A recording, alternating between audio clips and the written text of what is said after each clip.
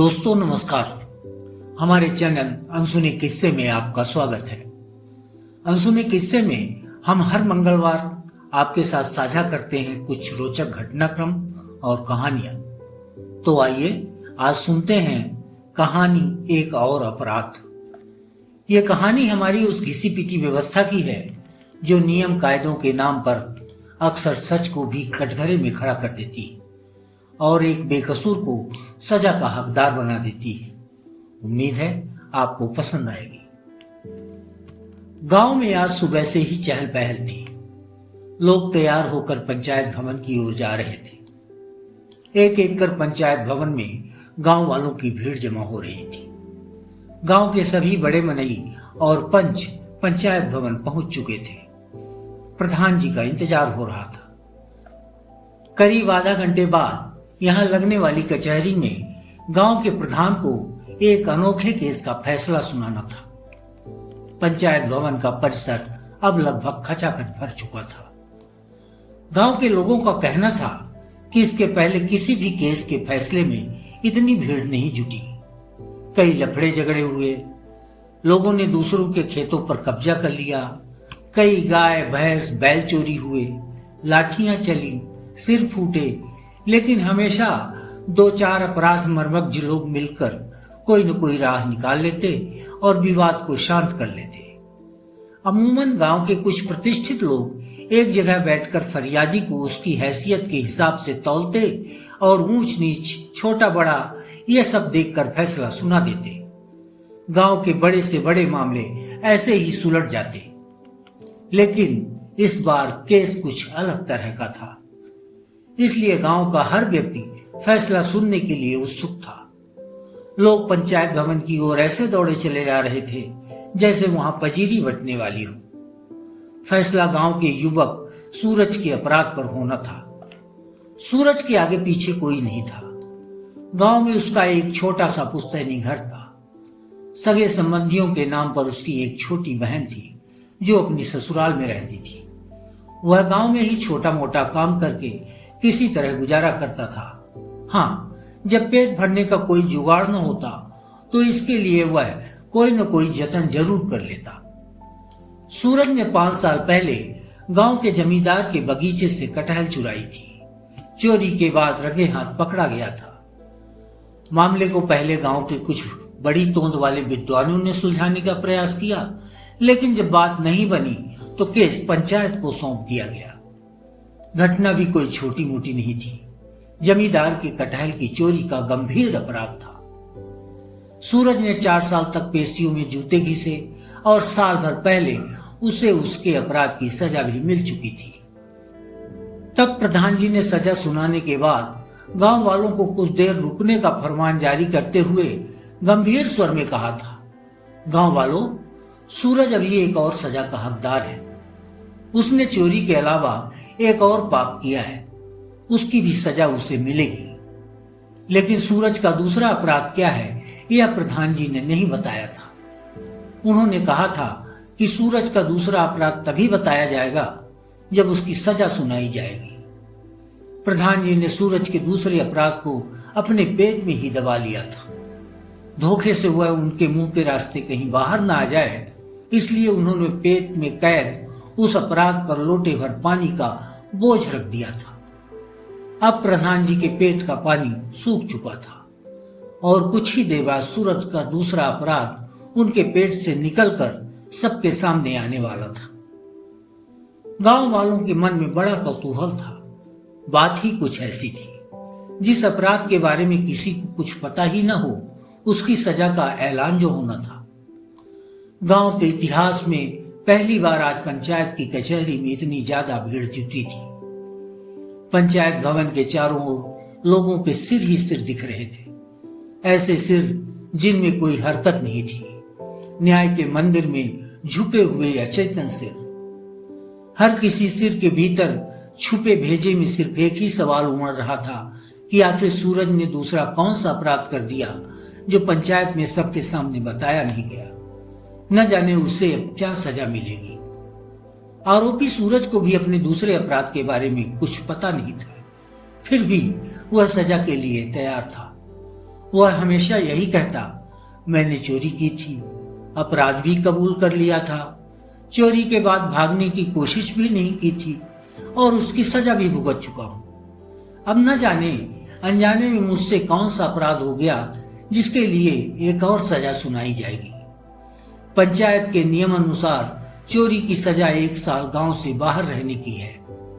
सूरज यह सजा भोग चुका था। यह सजा उसने अपनी बहन की ससुराल में गुजार कर काटी। काम धाम तो कोई था नहीं, इसलिए उसने सोचा कि जब दूसरी सजा भी काट लूंगा तब कुछ नया काम शुरू करूंगा।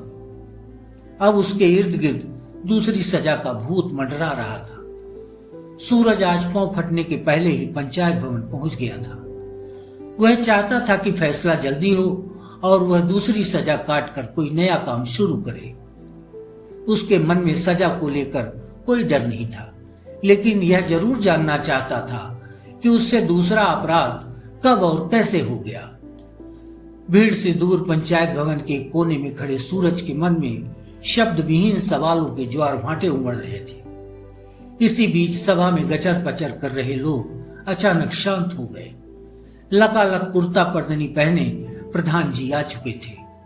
कचहरी के चबूतरे पर रखे मसनंद पर अपने हाथ की टिहुनी का जोर देते हुए वो कुछ ऐसे पसरे जैसे आम दरबार में प्रजा को कुशल क्षेम का संदेश देने जा रहा कोई राजा। सभी की निगाहें प्रधान जी की ओर थी। लोगों में उनके श्रीमुख से बाहर आने वाले फैसले को लेकर इतनी बेसब्री थी जैसे आसमान से अमृत की बूंदें टपकने वाली हूं और वो बिना समय गंवाए उसे लपक लेना चाहते हूं। इधर फैसले को लेकर सूरज के चेहरे पर भय का कोई भाव नहीं दिख रहा था। हाँ, अपने दूसरे अपराध को जानने के लिए उसके मन में व्यग्रता जरूर थी। प्रधान जी अब अपने आसन पर संपूर्ण विराजमान हो चुके थे। उनके चेहरे पर न्याय के देवता की छवि उभर रही थी। सभी उनकी ओर टकटकी लगाए हुए थे। माहौल पूरी तरह से शांत था। प्रधान जी ने पान के लवाब से गरारा करते हुए गले को साफ किया और गर्राते हुए हिदायत भरे लहजे में बोले, सूरज ने जो दूसरा अपराध किया है वह पहले अपराध से ज्यादा गंभीर है, इसलिए इसकी सजा भी सख्त होगी। सभी लोग ध्यान से कचहरी का फैसला सुने और इस फैसले से सबक लें कि कभी कोई इस तरह का अपराध नहीं करेगा। प्रधान जी की बात सुनकर सूरज की पलकें ठहर गईं। वह एकटक प्रधान जी की ओर देख रहा था। उसका शरीर मूर्तिवत हो गया था। इंतजार की घड़ियां समाप्त हो चुकी थीं। अब प्रधान जी अपने पेट में छुपाए सूरज के दूसरे अपराध को मुंह के रास्ते बाहर निकालने को पूरी तरह से तैयार हो चुके थे। उन्होंने केस के बारे में बोलना शुरू किया। ग्रामवासियों, पंचों और गांव के विद्वानों ने लगातार इस केस पर माथापच्ची करने के बाद फैसले के लिए आज की तारीख तय की है। सबकी राय के आधार पर आज सूरज की दूसरी सजा का ऐलान हो रहा है। सूरज ने 5 साल पहले चोरी की थी।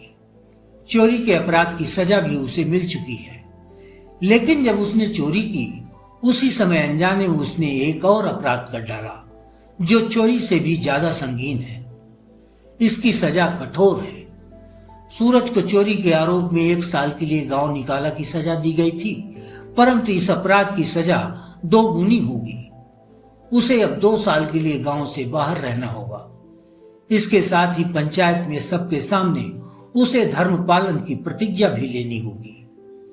धर्म पालन, यह शब्द सुनते ही सभा में मौजूद लोग जड़वत हो गए। पंचायत की कचहरी में शायद यह शब्द पहली बार लोगों ने सुना था।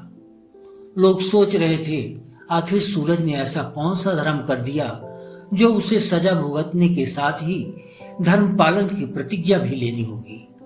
न जाने ये धर्म पालन कौन सी बला है। प्रधान जी अपने होठों को एक विशेष आकृति देते हुए आवाज कड़क की और आगे बोलना शुरू किया। आप सभी यह जानने के लिए जल्दी आए होंगे कि सूरज का दूसरा अपराध क्या है। तो सुनिए, सूरज का दूसरा अपराध यह है कि उसने चोरी करने के बाद सच बोला। उसने चोर धर्म का पालन नहीं किया। हर काम धंधे का एक नियम कायदा होता है, एक धर्म होता है। ऐसे ही चोर का भी एक धर्म है।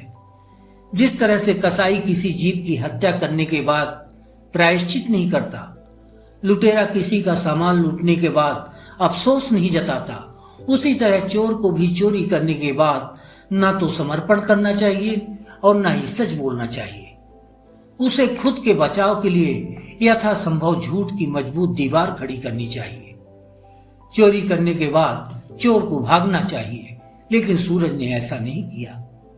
और तो और चोर धर्म का इससे बड़ा मजाक क्या होगा कि पकड़े जाने के बाद उसने भागने की कोशिश तक नहीं की। सूरज ने सच बोलकर सर्वव्यापी सर्वोच्च चोर धर्म को अपमानित किया है। अगर सभी चोर ऐसा करने लग जाएं, तो कुछ दिनों में चोर बिरादरी ही खत्म हो जाएगी। इससे समाज में असंतुलन तो बढ़ेगा ही, सत्यवादी और ईमानदार लोगों का अस्तित्व भी खतरे में पड़ जाएगा। सच बोलना चोर धर्म के बिल्कुल विरुद्ध है। सूरज ने चोर धर्म के निर्वाह में अक्षम्य लापरवाही की है। चोरी करने के बाद उसने ना तो भागने की कोशिश की और ना ही झूठ बोला, जो हर चोर को करना ही चाहिए। उसका ये अपराध चोरी से ज्यादा बड़ा है। सूरज को इस दूसरे अपराध के लिए 2 साल गांव निकाला की सजा सुनाई जाती है। सूरज अब 2 साल गांव से बाहर तो रहेगा ही, साथ ही वह अपने मूल कार्य को नियम के अनुरूप अंजाम देने के लिए पंचायत द्वारा निर्धारित धर्म के निर्वाह की प्रतिज्ञा भी लेगा।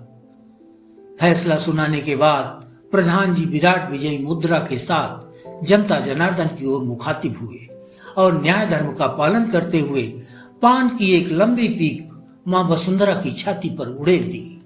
भीड़ अवाक थी। व्यवस्था के कटीले प्रश्न से जकड़े लोग धीरे धीरे अपने घरों की ओर लौट रहे थे। सूरज भी मुस्कुराता हुआ घर लौटा और गांव छोड़ने की तैयारी में जुट गया, क्योंकि उसके सच की सजा आज से ही शुरू हो चुकी थी। आपको यह कहानी कैसी लगी कमेंट बॉक्स में हमें जरूर बताएं, और हाँ, हमारे चैनल को शेयर व सब्सक्राइब करना न भूलें। धन्यवाद।